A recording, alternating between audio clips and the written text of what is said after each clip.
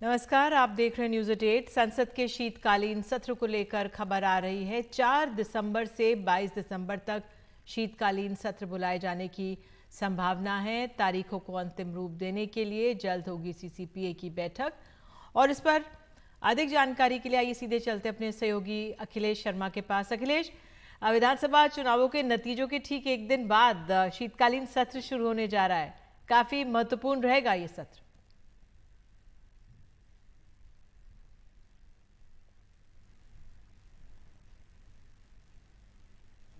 तो जो भी चुनाव परिणाम होंगे उसके हिसाब से सभी राजनीतिक दलों के तेवर इस शीतकालीन सत्र में दिखाई देंगे। इसके साथ ही ये भी महत्वपूर्ण है कि जो 3 महत्वपूर्ण कानून हैं, आईपीसी, सीआरपीसी और एविडेंस एक्ट, इन्हें बदलने के लिए भी नए जो कानून हैं वो सरकार कोशिश करेगी शीतकालीन सत्र में पारित कराने के लिए। अभी हाल ही में जो संसदीय समिति है उसने इन्हें मंजूरी दे दी है कुछ महत्वपूर्ण संशोधनों के साथ। तो ये भी 3 महत्वपूर्ण कानून हैं जिन्हें सरकार पारित करवाने का प्रयास करेगी। इसके साथ साथ मुख्य चुनाव आयुक्त तथा अन्य चुनाव आयुक्तों की नियुक्ति के लिए भी सरकार विधेयक लाई थी पिछले सत्र में, जो पारित नहीं हो पाया था। एक बार फिर से सरकार कोशिश करेगी। तो 4 दिसंबर से 22 दिसंबर तक ये शीतकालीन सत्र हो सकता है। जो सूत्र हमें जानकारी दे रहे हैं उसके मुताबिक जल्दी ही जो cabinet committee on parliamentary affairs है उसकी बैठक होगी, जिसमें कि इसे अंतिम रूप दे दिया जाएगा। अमूमन होता यह है कि शीतकालीन सत्र नवंबर के तीसरे सप्ताह में शुरू होता है, लेकिन इस बार चूंकि विधानसभा के चुनाव हैं, 30 नवंबर को तो तेलंगाना में वोट डाले जाने हैं, 25 तारीख को राजस्थान में, तो इस लिहाज से सत्र थोड़ा देर से शुरू होगा। दिसंबर के दूसरे सप्ताह में 4 दिसंबर से शुरू होगा और 22 दिसंबर तक ये चल सकता है। बिल्कुल अखिलेश, इस जानकारी के लिए बहुत बहुत धन्यवाद। और आइए न्यूज़ 8 में आगे बढ़ते हैं। दिल्ली की हवा में हर दिन और जहर घुल रहा है और बढ़ते प्रदूषण की वजह से राजधानी में सुबह से शाम तक धुंध की परत चढ़ी दिख रही है। और ऐसे हालात, आपको बता दें, ये सिर्फ अभी नासा की तस्वीरें आप दिखा रहे हैं कि सिर्फ दिल्ली ही नहीं, लेकिन ये पूरा उत्तर भारत में देखी जा सकती हैं। पंजाब से लेकर पाकिस्तान और बंगाल की घाटी तक धुंध की चादर है। मुंबई में भी AQI का स्तर लगातार ऊपर जा रहा है। अमेरिका की स्पेस रिसर्च एजेंसी नासा ने सैटेलाइट तस्वीरें जारी की हैं, जिससे पता चलता है कि किस तरह से दिल्ली से लेकर पाकिस्तान, बंगाल की खाड़ी में कितना प्रदूषण फैला हुआ है। और इसी प्रदूषण के चलते दिल्ली सरकार का बड़ा फैसला आया है। 9 नवंबर से 18 नवंबर तक स्कूलों को विंटर ब्रेक घोषित करने के निर्देश जारी किए गए। दिल्ली के स्कूलों में पूर्व निर्धारित दिसंबर जनवरी में होने वाले विंटर ब्रेक को अभी एक तरह से घोषित करने के आदेश दे दिए गए हैं। प्रदूषण के चलते दिल्ली में सभी स्कूलों को औपचारिक आदेश जारी किया गया। इन छुट्टियों को विंटर ब्रेक के साथ एडजस्ट किया जा रहा है। तो दिल्ली में इस बार प्रदूषण संकट की एक बड़ी वजह हवा में जहरीली नाइट्रोजन डाइऑक्साइड गैस की बढ़ती मात्रा है। पिछले साल अक्टूबर के मुकाबले इस साल दिल्ली में नाइट्रोजन डाइऑक्साइड गैस की मात्रा काफ़ी ज़्यादा पाई गई है। ये जहरीली गैस गाड़ियों, बसों, ट्रकों और पावर प्लांट से निकलने वाले धुएं की वजह से हवा में ज़्यादा फैलती है और फेफड़ों और रेस्पिरेटरी सिस्टम के लिए बेहद घातक माना जाता है। दिल्ली की हवा में जहरीली नाइट्रोजन डाइऑक्साइड गैस यानी NO2 की मात्रा पिछले साल अक्टूबर के मुकाबले इस साल 60% ज्यादा पाई गई है। Centre for science and environment ने अपनी ताजा रिपोर्ट में ये खुलासा किया है। CSE के मुताबिक दिल्ली के ट्रैफिक हॉटस्पॉट्स पर NO2 की मात्रा शहर के दूसरे इलाकों के मुकाबले 3 से 4 गुनी ज्यादा पाई गई है।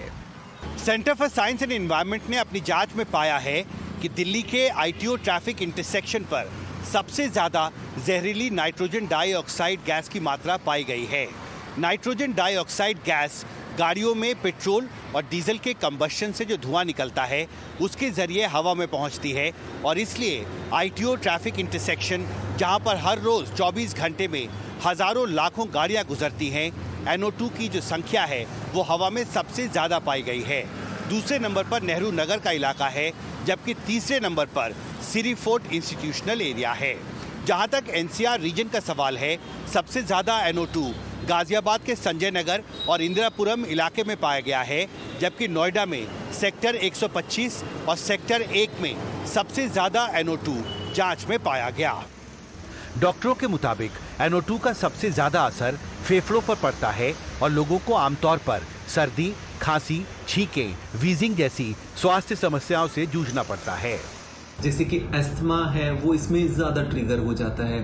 प्रेग्नेंट वुमेन को खास तौर पे ध्यान देने की ज़रूरत है। इसके अलावा जो छोटे बच्चे हैं, क्योंकि उनके जो लंग्स हैं वो डेवलपिंग फेज में होते हैं, तो उनको भी एक्स्ट्रा ध्यान देने की ज़रूरत है। जिस समय पोल्यूशन का स्तर ज़्यादा है उस समय वो बाहर खेलने से बचें। जो पिछले 3-4 दिनों में जो हमारा एयर क्वालिटी इंडेक्स है काफ़ी इम्प्रूव हुआ है और दिल्ली की जनता को मैं धन्यवाद करना चाहूँगी कि दिल्ली की जनता ने हमारी अपील को सुना और इन एक्टिविटीज़ पे अगर हमने बैन लगाया है तो उन सब नियमों को आप पालन किया जो नगर निगम ने लगाए हैं। और मैं बिल्कुल नहीं चाहती कि हमारी एनफोर्समेंट टीम जो है चालान काटे, हमारी ऐसी कोई मंशा नहीं है। हम दिल्ली की जनता की सेहत की फिक्र है।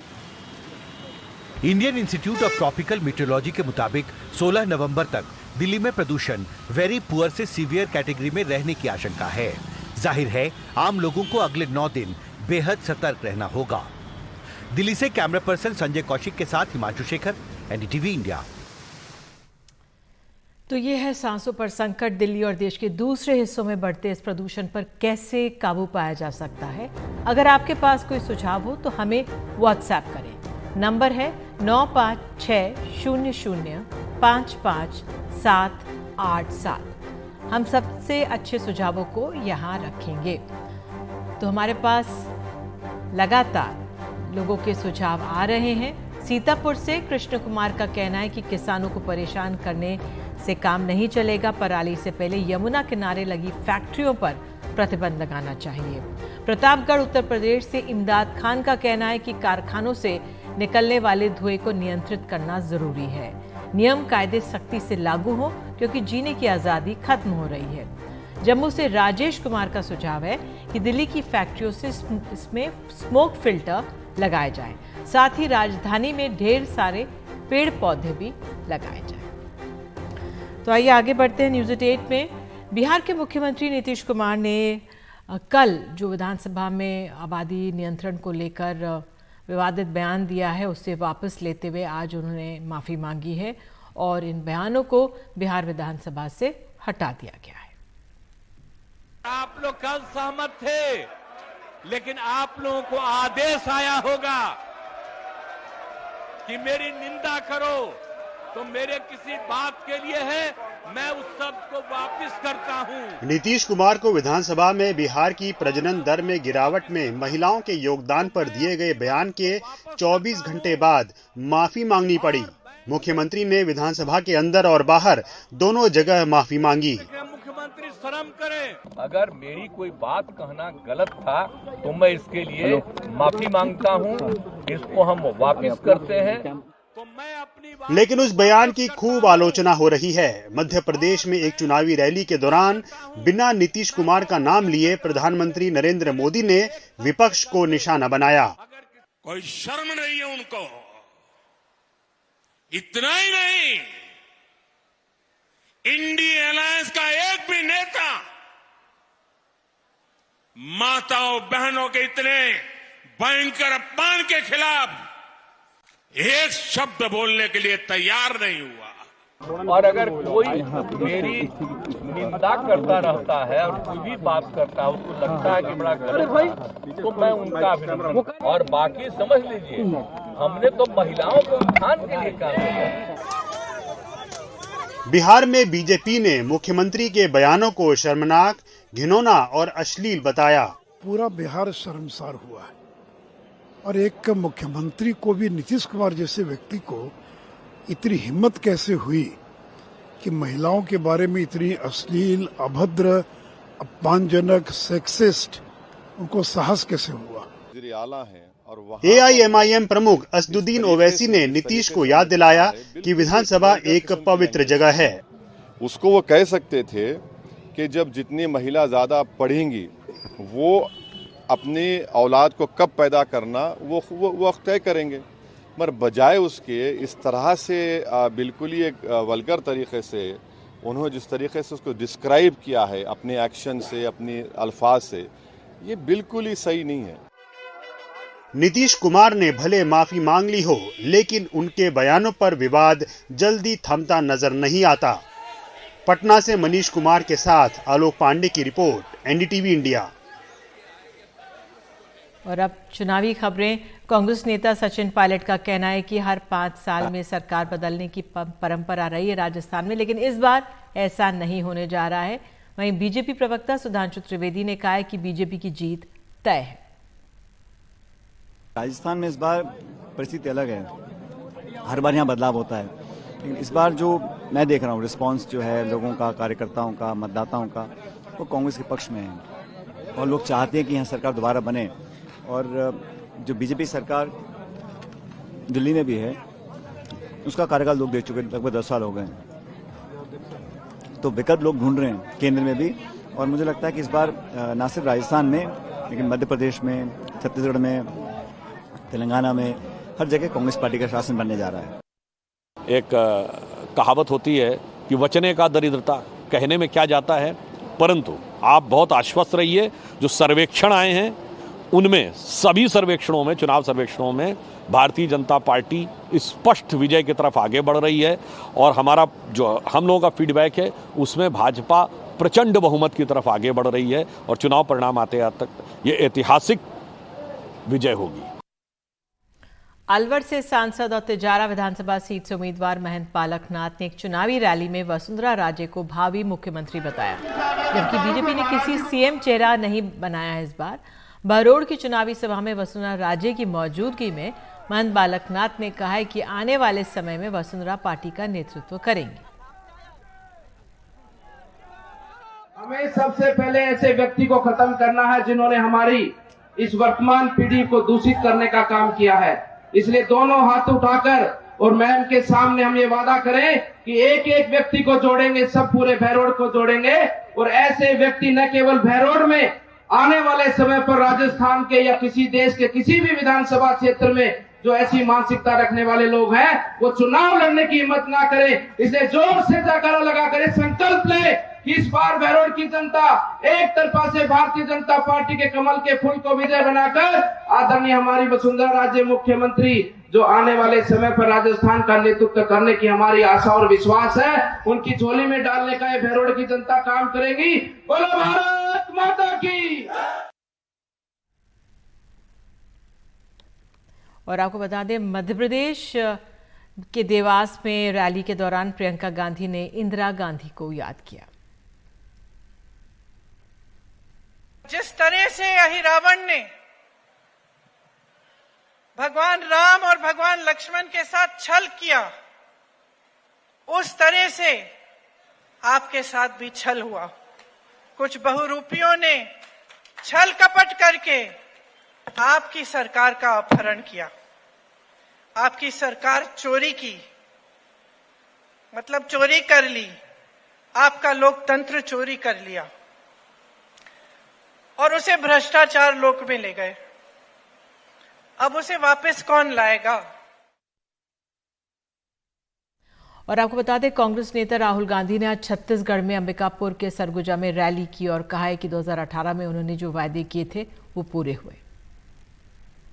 मैं आपसे पूछना चाहता हूं, जो हमने वायदे किए थे पूरे हुए? कोई यहां पे कह सकता है कि नहीं, किसानों का कर्जा माफ नहीं हुआ, नहीं 2500 रुपए के लिए हमें धान के लिए नहीं मिलता? कोई कह सकता है यहां पे? कोई नहीं कह सकता। क्यों? जो हम स्टेट से, जो मैं स्टेट से कहता हूं, मैं करके दिखाता हूं। और प्रधानमंत्री मोदी ने आज मध्य प्रदेश में 3 रैलियां की हैं। उनकी पहली रैली दमोह में हुई, जहां प्रधानमंत्री मोदी ने कांग्रेस पर जमकर हमले किए। उन्होंने कहा कि कांग्रेस रिमोट की आदत नहीं जा रही है। पहले कांग्रेसी प्रधानमंत्री रिमोट से चलते थे, इन दिनों कांग्रेस के अध्यक्ष रिमोट से चल रहे हैं।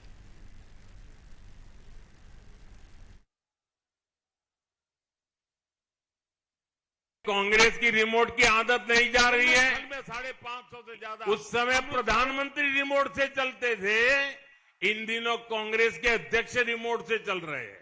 कांग्रेस के अध्यक्ष सीनियर मोस्ट लोगों में से एक है, मेरे अच्छे मित्र भी हैं, लेकिन आज उनका हाल ऐसा कर दिया है कि वो कुछ कर नहीं पाते। नाम मात्र के रख दिए उनको। जब रिमोट चलता है तब वो सनातन को गाली देते हैं, लेकिन रिमोट बंद हो गया तो उन्होंने कल पांडवों को याद किया, मतलब सनातन को याद किया। और उन्होंने कहा भाजपा में 5 पांडव है।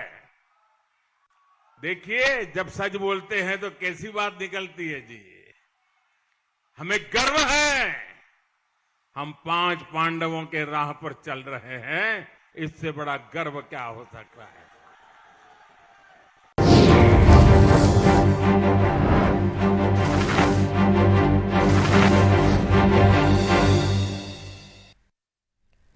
नोएडा पुलिस ने एल्विश यादव को फिर से पूछताछ के लिए नोटिस दिया है। उसे कल देर रात भी पूछताछ हुई थी। एल्विश यादव अपने वकील के साथ नोएडा सेक्टर 20 पहुंचा था, जहां उससे 3 घंटे तक पूछताछ हुई। लेकिन नोएडा पुलिस एल्विश यादव के जवाबों से पूरी तरह संतुष्ट नहीं दिख रही है, इसलिए आज फिर बुलाया गया। रेव पार्टी और सांपों के जहर के इस्तेमाल के मामले में एल्विश यादव से पूछताछ हो रही है।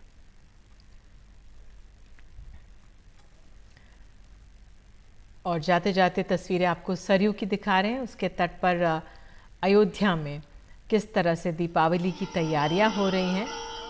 यहाँ पर आरती गान हो रहा है। ये सरयू से तस्वीरें आ रही हैं।